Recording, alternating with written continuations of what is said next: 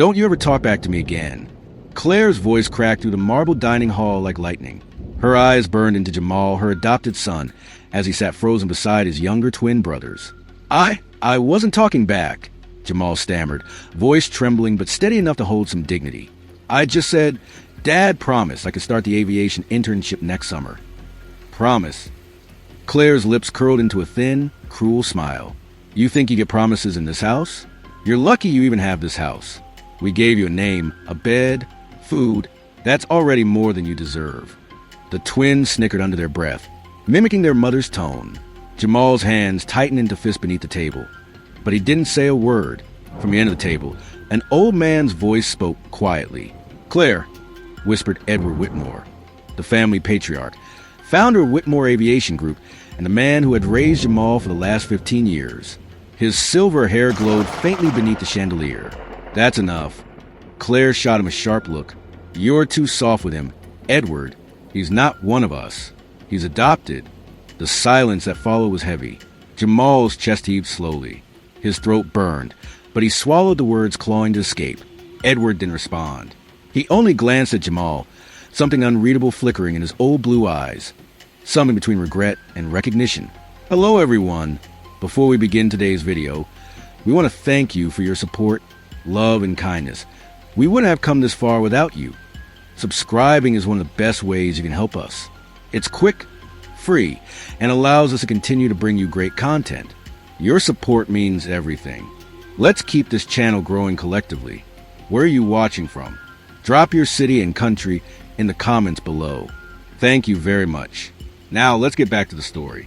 The Whitmore mansion sat high above the Connecticut countryside, a symbol of legacy, wealth, and pride. From the outside, it looked perfect. But within its walls, Jamal lived as both son and stranger. He was adopted at age 6. He didn't remember much about his birth mother, only that she had warm brown hands and sang softly when she tucked him into bed at the orphanage. Everything changed when the Whitmores arrived.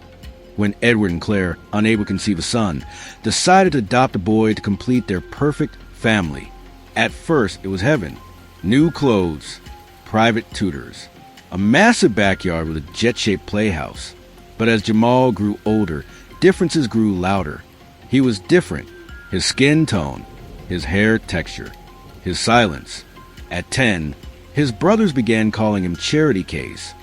At 12, Claire began correcting the way he ate, spoke, and dressed. "You should be grateful we took you in," she whispered sharply whenever he dared to stand tall. And Edward? He remained strangely quiet. He'd watch Jamal, his face softening sometimes with a distant melancholy. Yet, he never intervened enough to stop the mistreatment. One rainy evening, Jamal overheard Claire talking in the study. "I told you, Ed," she said, voice dripping with disdain. "He's grown too confident. The way he walks, the way he talks. It's as if he owns this place." "Maybe he should feel like he belongs," Edward murmured from the shadows. Claire scoffed. "Belongs? To what? This family? Don't kid yourself. He'll never be a Whitmore." Jamal froze outside the door, heart hammering. The words pierced him deeper than any punishment ever could. He didn't sleep that night. At 17, Jamal was top of his class, captain of the debate team, and an aviation engineering prodigy. Yet none of it seemed to matter. At the annual family gala, the Whitmore's high society guests fawned over the twins. "Such fine young men," they said. "And this one, he's the adopted one, isn't he? How generous of you, Claire." Claire smiled sweetly, placing her hand on Jamal's shoulder. "Yes, we do what we can for the less fortunate." Jamal's jaw clenched. His fingers twitched at his side. He wanted to disappear. After the event, he found Edward sitting quietly in his study, gazing at an old photo, one Jamal had never seen before. A woman with deep brown eyes and radiant skin stood beside a much younger Edward. Her smile was tender. "Who's that?" Jamal asked softly. Edward startled slightly, then closed the frame. "Someone I once knew, a long time ago." He turned toward Jamal, his eyes glistening with unspoken emotion. "You've grown into a fine young man. Don't ever let anyone tell you otherwise." It was one of the few times Edward ever spoke to him like that. Years passed. Jamal earned a scholarship to study aeronautical engineering at MIT. He worked twice as hard to prove himself. Even while Claire and the twins distanced themselves more and more. When Edward grew sick in his late 70s, Jamal returned home to care for him, against everyone's protests. "Why are you even here?" sneered Michael, one of the twins, when Jamal arrived. "Dad's estate isn't going to you. Stop pretending like you're some savior." "I'm not here for his estate," Jamal said quietly. "I'm here because he raised me." "Raised you?" Michael laughed coldly. "He rescued you." Jamal walked past him without another word. Weeks later, Jamal found a strange envelope in Edward's handwriting tucked into one of his old aviation blueprints. It was addressed to a law firm. Inside was a half-finished will and a note. "If I don't make it to the end of this year, ensure this will stand. My heir must know the truth of his blood." Jamal frowned, confusion furrowing his brow. My heir? He didn't know what it meant, but something about the phrasing stirred something old inside him. That night, Edward called him into the study again. The older man looked frail, but his gaze was sharp, searching. "Jamal," he said, voice raspy, "tell me something. Have you ever wondered where you came from?" Jamal hesitated. "I used to, but I figured it didn't matter anymore." Edward smiled faintly. "It matters more than you think." He coughed violently, gripping the desk for support. Jamal rushed forward, steadying him. "Dad, please, don't talk now." But Edward shook his head. "Listen to me. You were meant for something bigger. You were always meant to carry my name." Jamal stared at him, confused. "What are you talking about?" Edward opened a drawer and took out an old silver locket. Inside was the picture of the woman Jamal had seen years ago. "This woman," Edward whispered. "Her name was Lillian. I met her decades ago, before your mother and I married. I made mistakes, Jamal, but life has a way of circling back." Tears welled in Jamal's eyes. "Dad, you're saying..." But Edward didn't answer. His eyes closed slowly, and the room filled with the beeping of the oxygen monitor. Claire burst moments later, eyes wild. "What are you doing here?" she hissed, yanking Jamal's arm away. "Don't you dare stress him with your fantasies." "Fantasies?" Jamal snapped, voice trembling. "He was trying to tell me something. Something about my past." "Enough!" Claire shouted. "Go to your room. You are not family, and you never will be." Her voice echoed down the hallway as Jamal's heart broke quietly inside his chest. That night, as thunder rolled across the sky, Edward Whitmore died in his sleep. The house was wrapped in silence, save for the faint patter of rain against the windows. Jamal sat by the staircase, holding the silver locket tightly in his hands. Inside it, the smiling face of Lillian seemed to whisper a truth that no one else could hear. A truth that was about to unravel everything the Whitmores believed. The day of Edward Whitmore's funeral felt like winter had swallowed the sun. Guests in tailored black suits and veiled hats filled the family estate. The media called it the end of an aviation era. But inside the mansion, something far colder stirred. Claire moved like a ghost through the halls, ensuring every camera captured her tears. The twins, Michael and Ryan, played the perfect grieving sons. And Jamal? He stood quietly at the back, clutching the folded silver locket in his hand, his heart still aching from the night his father died. After the burial, the family gathered in the Whitmore study. A tall man in a dark suit, Mr. Lawrence, the family lawyer, arrived with a sealed briefcase. Claire smiled tightly. "Let's make this quick. We all know how this will go." Mr. Lawrence nodded. "Yes, ma'am.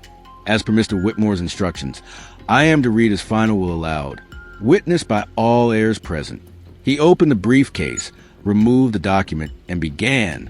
"I, Edward Samuel Whitmore, being of sound mind and body, do hereby declare this my last will and testament." The first pages were expected: charitable donations, trusts for the twins, financial gifts for extended family. But then the tone shifted. "To my adopted son, Jamal L. Whitmore." Claire's head snapped up. "I leave full controlling interest in Whitmore Aviation Group, my personal residence in the Whitmore Foundation." A gasp swept through the room. Michael stood up sharply. What? That's not possible. Claire's voice trembled. There's a mistake. He must have meant something else. Mr. Lawrence adjusted his glasses calmly. There is no mistake, Mrs. Whitmore. Mr. Whitmore amended this will 6 months before his passing, following a confirmed DNA test. Jamal's heart thudded. DNA test? The lawyer nodded. Mr. Whitmore discovered that Jamal is, in fact, his biological son. The room froze. Claire's face drained of color. What did you just say? Mr. Lawrence set down the papers. I have the sealed lab results to verify. The test confirmed a 99.99% paternal match between Edward Whitmore and Jamal Whitmore. Mr. Whitmore requested that this be revealed publicly during the reading of his will. The twins' expressions twisted between disbelief and rage. You're lying, Ryan shouted. This is insane. He's not our brother. He's an orphan, a charity case. Jamal rose slowly from his seat. His eyes burned with something fierce and heartbreaking. For years, you treated me like dirt, like I didn't belong. But he knew. He knew the truth all along. Claire slammed her hand on the table. This can't stand. That will must be fake. Edward would never give his company to him. But Mr. Lawrence's next words silenced the room. Mr. Whitmore recorded a video message for this moment. He pressed play. On the screen, Edward Whitmore appeared frail but resolute, sitting in his study surrounded by family photos. If you're watching this, his voice said softly, then I've already gone home. I know what this revelation will do, but the truth must be told. He paused, his eyes heavy with memory.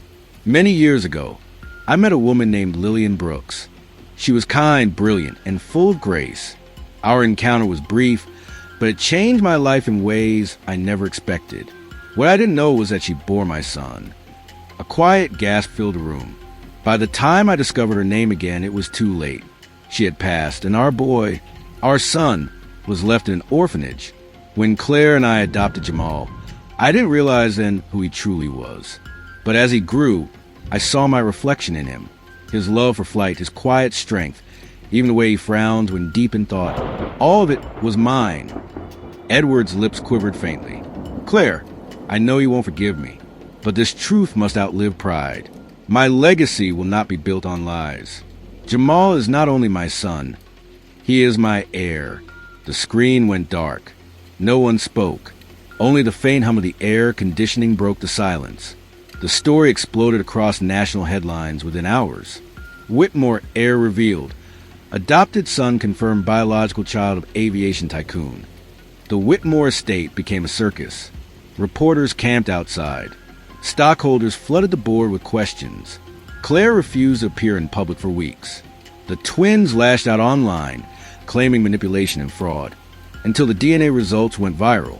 But the moment that broke her pride came during the Whitmore Aviation Board ceremony, where the new CEO was to be formally introduced. Cameras flashed. Shareholders filled the hall. Claire sat in the front row, her expression stiff, while Jamal, now in a tailored black suit, stood at the podium.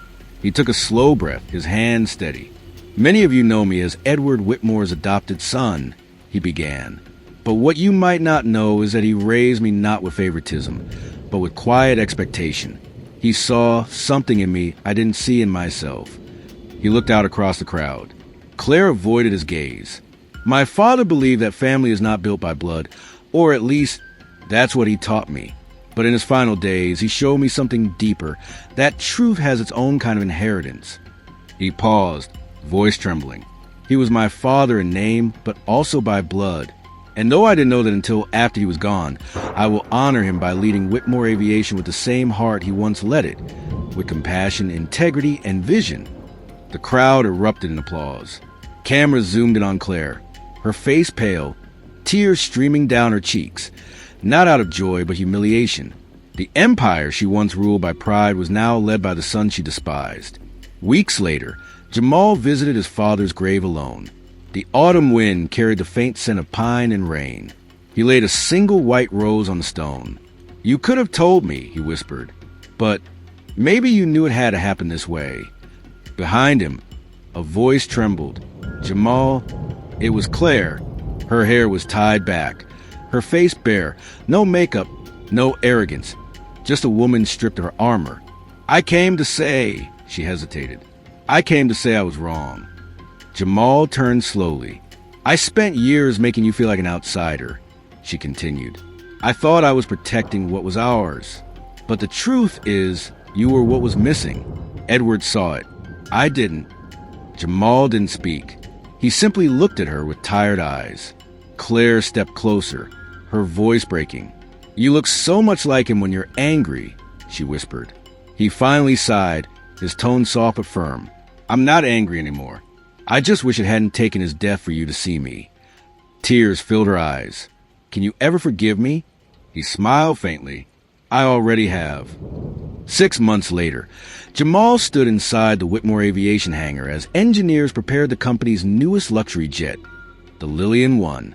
He ran his hand across the polished metal letters of its name. Beautiful, isn't she? Said his assistant softly. She's more than that, Jamal replied, a tear glinting in his eye. She's home. As the engines roared to life, a flock of birds lifted into sky outside the massive hangar doors. The son once called unwanted had not only found his truth, he had inherited his father's dream. But deep in Claire's old office drawer, one sealed envelope remained unopened. Addressed in Edward handwriting, marked simply, for Jamal when the sky feels too heavy to fly. Jamal hadn't opened it yet, but he would, when the time was right. The truth we hide, protect pride, often becomes a very storm that sets the innocent free.